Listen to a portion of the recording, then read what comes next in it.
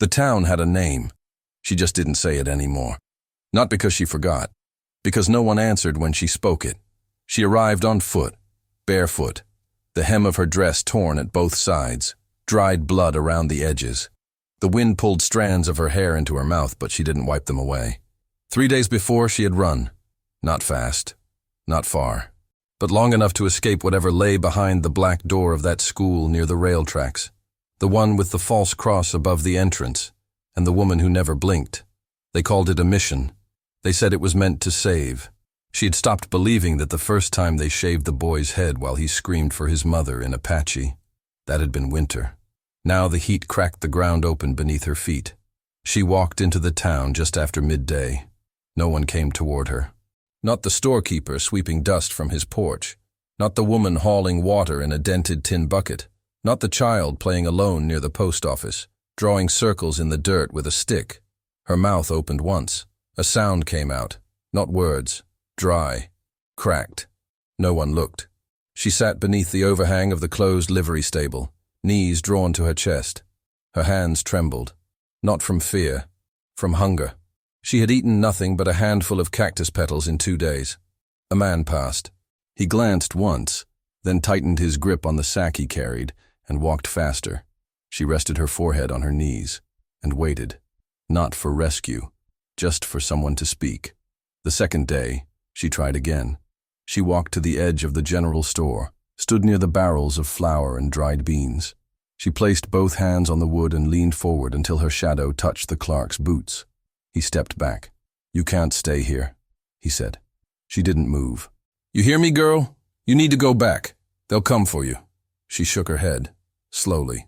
"No one's coming," she whispered. But it came out so soft he didn't catch it. He turned, spat, walked back inside. The door slammed. Dust settled on her shoulders like shame. By nightfall, she had found a place behind the chapel, near the broken fence that separated the graveyard from the wash.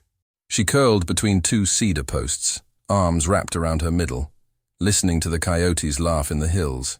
No one came, not even to chase her away. The third day, her voice cracked open like dry bark. She stood in front of the schoolhouse as the children were released. None of them spoke her tongue. Their braids had been cut. Their hands carried books they couldn't read. She reached out to one boy, no older than 8. He didn't look up. The teacher came behind her, took her by the wrist. Firm. "Go home," she said. "This was my home," the girl whispered. The teacher's eyes narrowed. "You don't belong here anymore." She pulled away. The girl stumbled back. Someone laughed. She didn't look to see who. It wasn't until late that evening, when the sun had dropped behind the low ridge west of town, that the sound of a cart approached from the dry trail beyond the riverbed. She didn't lift her head. The cart passed once, then stopped. Wood creaked. A boot hit earth. Then another. Silence. Then a voice, low and sanded. "You can't stay here." She didn't move, but something in the tone made her open one eye. The man stood a few feet away. Old, taller than most, skin like paper worn soft. His hat shaded half his face. She waited for the rest, for the usual threat. But it didn't come. Instead, he nodded toward the cart. "There's room." She blinked. He didn't ask where she'd come from, didn't ask her name, didn't look at her as if she were broken. Only turned and climbed back onto the wagon. Waited. She stood slowly. Her legs trembled. The wooden frame groaned under her weight as she climbed. He handed her a blanket without turning. As the mule started forward, she let the blanket fall over her knees. Still no words, but she was no longer alone. The cart moved slow. The mule was old, uneven in the knees. It pulled with the rhythm of something that had nothing left to prove. Dust rose behind them in soft waves, curling and disappearing before anyone could trace where they'd come from. The girl sat wrapped in the blanket, legs drawn close, eyes half closed against the dry wind.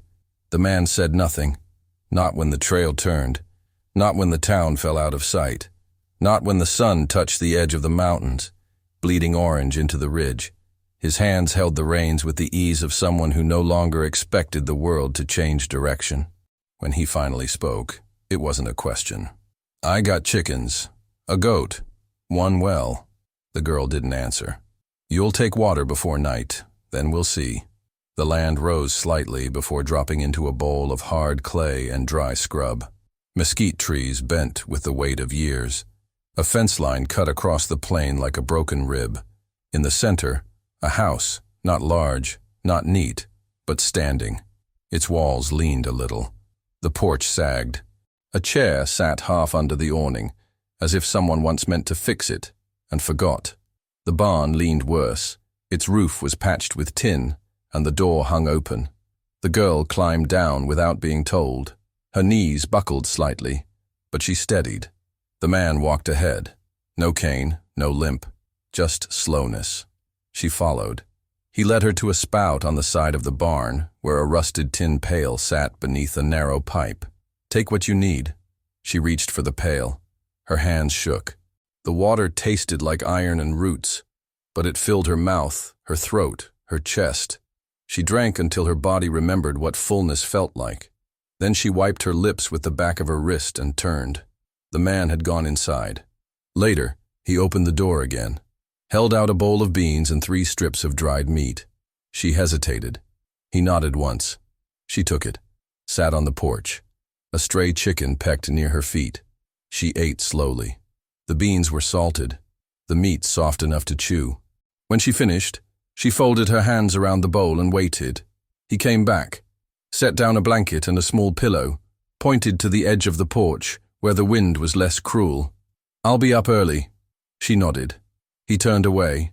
She didn't sleep much. The boards creaked beneath her when she shifted.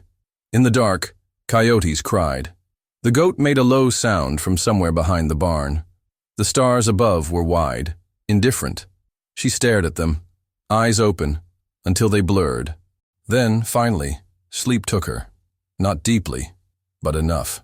The next morning, she woke to the sound of a hoe striking earth. She sat up. The man was in the small plot beside the house. Rows of soil stretched between crooked wooden stakes. He worked in silence. When she approached, he didn't look up. "There's eggs in the pan," he said. She went inside. The cabin was plain.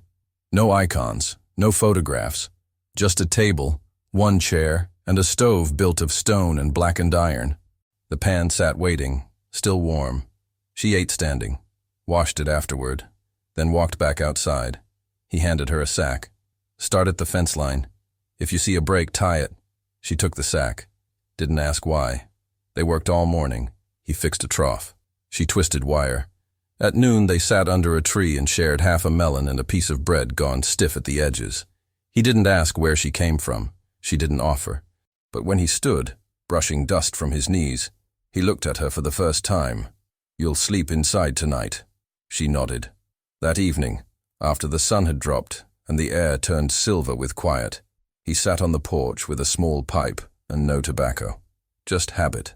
She sat nearby, fingers tracing the edge of the blanket. He didn't look at her when he spoke. "You run from them?" She nodded once. He didn't ask more. After a while, he said, "They sent my boy there.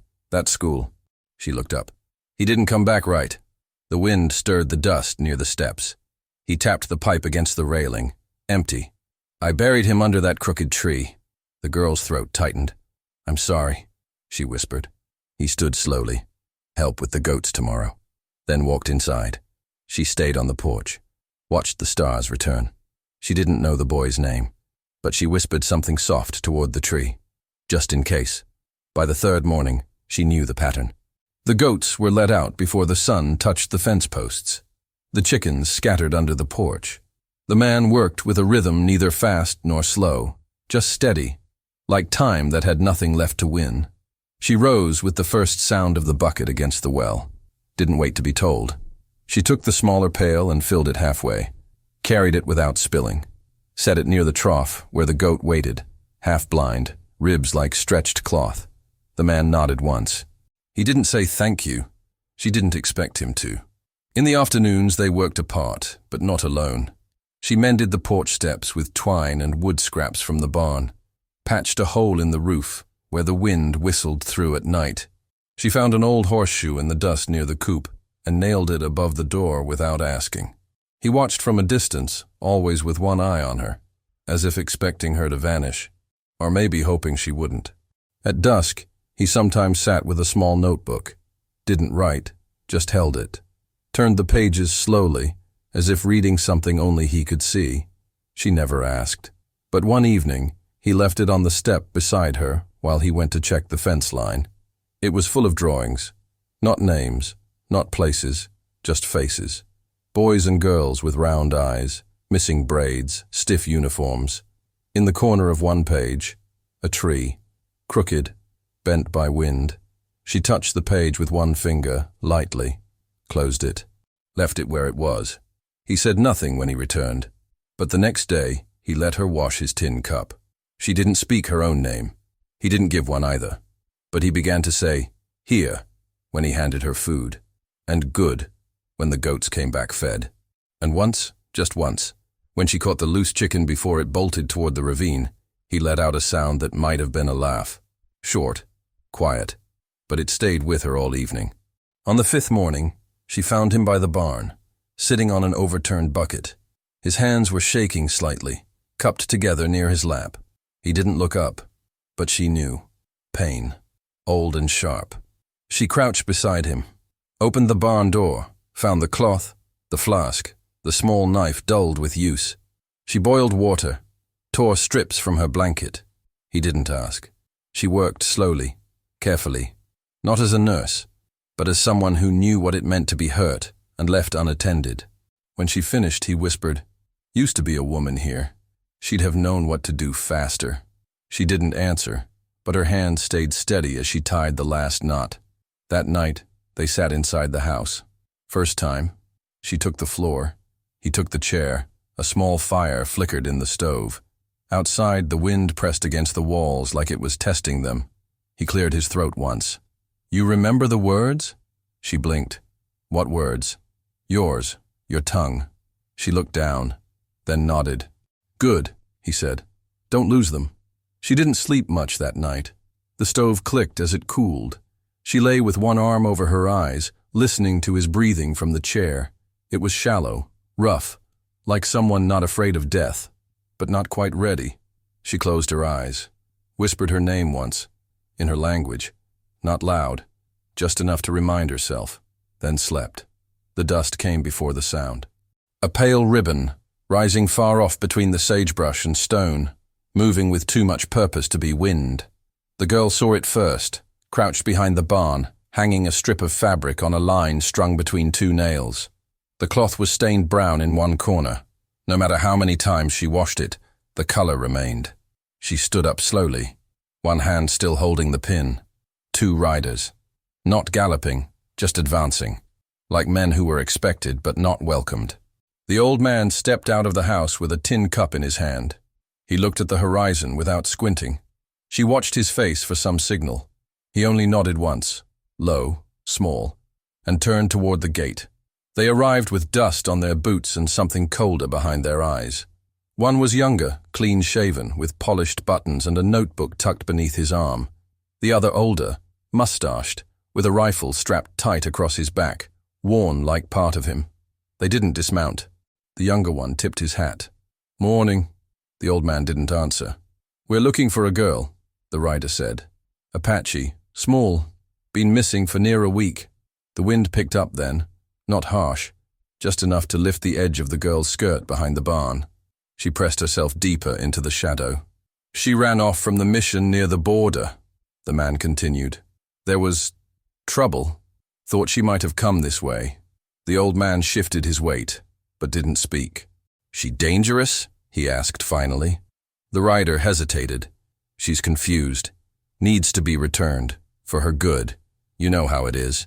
The old man looked down at the dirt. "No, I don't." The second rider leaned forward slightly. "You got anyone out here we should know about?" "I've got goats," the old man said. "A mule. A well that spits when it wants to." A pause. Then, "No one else." The rider removed his hat, ran a hand through his hair, wiped sweat from his forehead, like a man who hated waiting for no. "We're not here to cause trouble," he said. "We're here to keep things as they should be." The old man's voice came low and steady. "My boy was sent to one of your schools. Said it would make him better. Said he'd come back speaking English wearing shoes. He looked up. When he came back, he didn't speak at all. The younger rider swallowed. I'm sorry to hear that. Don't be. You didn't bring him back. They sat in silence a moment longer. Then the older man shifted his reins. If you see anything, anyone, that shouldn't be here, I'll know, the old man said. That's enough. The horses turned without command. They rode off the way they came, boots covered again in dust. Only when the sound of hooves faded completely did the girl step out. She kept her arms wrapped tight around her ribs. They'll come again, she said, barely above a whisper. Maybe, he answered. She looked at him for a long time. Why didn't you give me up? He didn't meet her eyes. He only said, because the world already did. That night the land didn't rest. A storm threatened from the north, not with lightning, but with wind. It moved across the sky in slow waves, dragging long shadows behind it. Inside, the fire burned low. The girl sat by the door with her knees drawn to her chest. She held a knife in her hand, dull, worn, used more for mending wood than skin. But it gave her weight, purpose. The old man sat at the table, cleaning the same horseshoe he'd cleaned yesterday, then set it down and quietly locked the door. It was the first time he had done that. She didn't sleep. She watched the window. At one point, she got up and stood in front of the cracked mirror nailed beside the stove. Saw herself. The shirt was still too big. The face in the reflection looked older than she remembered. Not like a child. Not like a woman. Just something between. Something tired. At dawn, she stepped outside and walked to the fence. There, beneath the crooked tree, she dug a hole with her hands. Slow, deliberate. The earth gave way in clumps. She placed the stained cloth inside, the one from the school, pressed it down, covered it, stood, then whispered her name. No one heard, and that was the point. When she came back to the house, the old man handed her a strip of bread and a folded scarf. We're riding into town today, he said. She didn't move. They'll see me. He nodded. That's the point. She unwrapped the scarf, tied it around her head, covering her hair, took the bread, and followed. The trail into town was dry and wide, the kind of road where nothing ever grows. Dust clung to the hem of her skirt. The scarf on her head itched, but she didn't reach for it. Every time she lifted her hand, it was only to grip the side of the cart a little tighter. The old man sat in front, one hand resting on the mule's reins, the other holding nothing, like he was used to carrying weight that wasn't there anymore. They didn't speak, but she knew he wasn't just taking her to trade. He was letting the town see her, letting the town know. As they neared the first row of buildings, she saw the eyes before the faces, glances through curtains, behind barrels, around corners. Not alarmed, not curious, just cautious. The kind of watching that wasn't meant to help or harm, only to record. She'd walked these streets once before. They hadn't looked then, now they did. The mule clopped slowly past the blacksmith shop. The heat from the forge poured into the road. The smell of burning metal clung to the air. She caught a glimpse of her reflection in the window. The scarf covered her hair, but not her. They stopped outside the trading post. The porch was crooked, the doorframe stained with years of hands and sweat and rain. A rusted horseshoe hung sideways above the entrance, nailed too high to fix. The old man climbed down first. His knees creaked. He didn't show it. She followed, quietly, boots on wood. The shopkeeper stepped out, rubbing his chin with the back of his hand. He looked at her like someone staring at a problem they didn't want to name. She yours? He asked. The old man paused. She's mine to feed, he said. Mine to protect. That makes her yours? No, it makes her here. The man nodded once. Slow, begrudging. Salts inside. Inside it smelled of tobacco, old sacks, and mouse droppings. The shelves were lined with tins, jars, rope, dried beans, bullets. The girl kept her arms at her sides. She didn't touch anything, though her eyes moved across the room like she was memorizing it. The exits, the cracks in the walls, the shelf with the mirror, nailed beside a tin of molasses. 2 children played near the back, stacking wooden blocks. One looked up at her, then down again. His hand moved slower after that. A woman near the flour barrel shifted her shawl across her chest when the girl passed. The old man chose the things he needed with quiet precision: salt, oats, a new blade to replace the one that no longer held edge. He didn't rush. At the counter, he paid with a small pouch of coins and a dried clove of tobacco wrapped in cloth. The shopkeeper gave the change with 2 fingers, careful not to let their hands touch. She saw it, said nothing, but she didn't forget. As they stepped outside, the mule stomped once, impatient. The sun had risen high above the ridge. Heat pressed down, not angry, just certain. Then the voice came. "Didn't expect to see you again." She turned. It was the man from before, the one with the clean buttons and the rifleman's calm. He stood near the post office steps, arms crossed. His eyes found her quickly. "You eatin' better now?" he asked. No answer. He looked to the old man. "She talk at all?" "She listens," the old man replied. The man smirked. "Still keeping her?" "She's not a thing. A beat." "Then what is she?" The air stilled. The mule shifted. The girl stepped half a pace closer to the cart. Not behind it, just closer. The old man stared at the man's boots, not his eyes. "She's what the world forgot, and what I remembered." The man's jaw tensed. "She's not yours to remember." "Maybe not," the old man said. "But she's mine to stand beside." The man didn't reply. He stepped down from the porch, adjusted his hat, and walked away. Not defeated, just unneeded. On the way back, the mule pulled slower. The wheels creaked beneath their weight. She sat in the cart, one hand resting near the blade they'd just bought. Not gripping, just present. The old man said nothing. But when they passed the crooked tree near the edge of his land, he reached down, picked a smooth stone from the road, and placed it in her hand, without turning around. She held it the rest of the way home. That night, she swept the porch with a bundle of straw tied in twine. He sat by the window, sharpening the blade in slow strokes, testing the edge with his thumb. When she finished, she came to the door and leaned against the frame. "You think they'll come again?" she asked. He looked up. "They'll talk first, but talking always leads to coming." She nodded. "I don't want to be hidden anymore." "Then don't be." She stepped inside. He didn't close the door. Later, she folded the scarf and placed it in the bottom drawer of the cabinet beside her blanket. Not as something she needed, but as something she had overcome. Morning came slowly. No rooster this time. Just the breeze tapping gently at the window frame and the faint shuffle of goats nosing through the dew-covered grass near the fence. The girl woke before the sun broke the ridge. She sat up beneath the blanket, the woven one with the loose thread in the corner, and let the quiet settle around her. The house breathed. One plank creaked as she stood. She walked barefoot to the wash basin, dipped her hands into the cold water, and let it run over her wrists. When she looked up, her face in the mirror was steady. Not older, not stronger, but present. She braided her hair slowly, with no one watching. The old man was already outside, leaning on the porch rail, his coffee untouched. He didn't turn when she stepped out. They stood together in the half-light. No greeting. None needed.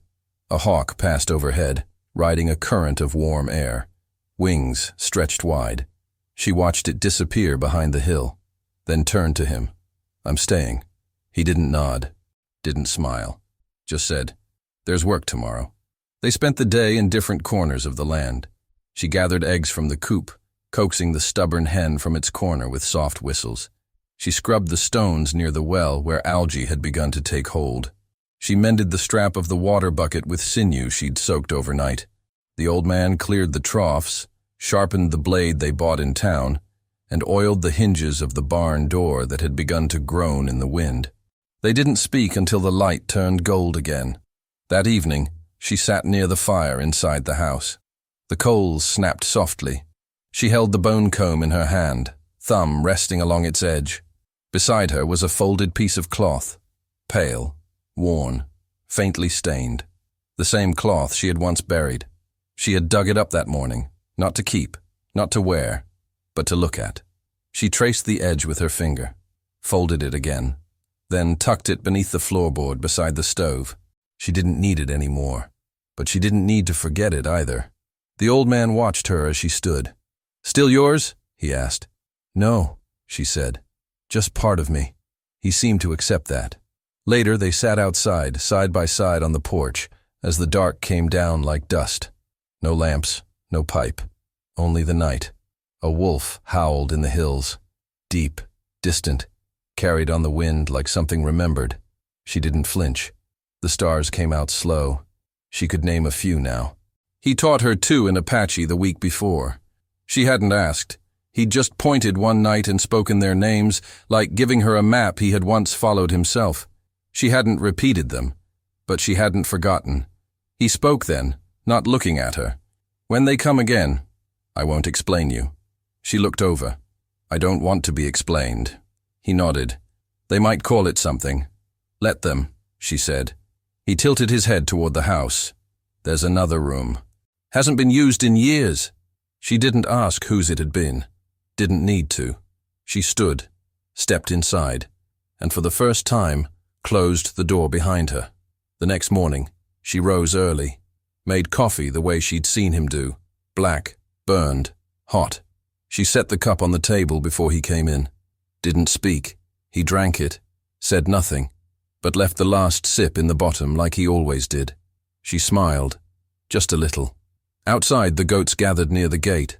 The mule stomped once. Dust rose in small puffs under their feet. She walked across the yard, braid tied in cotton thread, shirt tucked into the waist of her skirt. She picked up the feed sack. The stone he had given her on the way back from town rested quietly inside. She didn't carry it for luck. She carried it because it came from his hand, and that was enough. The sun rose behind her, but she didn't turn to watch it. She was too busy staying. Evening came softly. The light slanted in low and warm, filtering through the fig trees that lined the southern edge of the property. Their shadows moved like slow dancers on the packed earth. The old man sat beneath them, sharpening the same blade he'd already sharpened that morning. Not from need, but from habit. His hands moved with memory more than purpose. She was on the other side of the house, near the porch steps, patching a tear in the lining of the feed sack with a needle so fine it was barely visible in her fingers. The thread was coarse and a shade too light, but it held. That was enough. The silence between them had changed. No longer the silence of strangers or tension, but the kind that grew out of shared labor and small understandings. Words had become rare not because there was nothing to say, but because so much had already been understood. A fly buzzed near her knee. She waved it off and tied the last knot, snipping the thread with her teeth. She glanced toward the old man, who hadn't looked up. The sharpening stone rasped steady, like breathing. She stood, dusted her skirt, and stepped toward the barn. Inside, the air was thick with the scent of hay and old wood. A sparrow had made a home in the rafters, and its chicks chirped faintly as she passed below. She counted the feed, made a note in the chalk by the door, and moved toward the back where the salt blocks were stored. Something caught her eye. A rope, frayed at one end, tied in a knot she recognized. Not hers, but familiar. She touched it gently.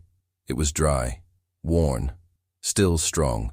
Back at the house, he had lit the fire. It wasn't cold, not yet, but the light from it filled the space with a warmth that the sun had begun to lose. She joined him there, not sitting too close, but near enough that the rhythm of their breathing aligned. She held her hands near the flame and watched the tips of her fingers glow amber. He spoke, finally. Been thinking of rebuilding the fence by the north slope. She nodded. I saw the post. It's leaning. He looked over. You saw it? I see most things, she said, not proudly, just plainly. He grunted softly. That meant something like agreement. She reached for the kettle and poured water into the old tin cup she favored, dented, with one handle loose. You'll need new wood, she said. He nodded once. I'll show you where we used to cut it. She handed him the cup. He drank. Later, she stood outside alone. The wind was different there, not colder, but carrying something new. Not danger, not change, just presence. A reminder that even stillness held movement. She walked toward the north slope, tracing the path he would show her tomorrow. Her steps were light, but sure. The grass was knee-high in places, brushing against her legs. She didn't flinch at the burrs. When she reached the post, she paused, ran her fingers down the weathered wood. It had once been straight, firm, held wire and weight. Now it leaned, but it had not fallen, not yet. She crouched beside it, looked at the base, at the soil loosening around it. She pressed a hand against the ground and stayed there a while, feeling the breath of the earth through her palm, listening. She didn't fix it then. That would come later. For now, knowing it was there, that it had been noticed, was enough. She rose and turned back toward the house, toward the smoke rising from the chimney, toward the man who had stopped explaining things and simply started living beside her. That night she dreamt of water, a river she hadn't seen in years, wide and slow, bordered by stones that glittered under moonlight. In the dream she was barefoot, standing at the edge, watching something float past. Not a boat, not a body, but something shaped like memory. She didn't reach for it. She only watched. And when she woke, there was still the sound of water in her ears. It was only the wind, only the house breathing. But she smiled anyway.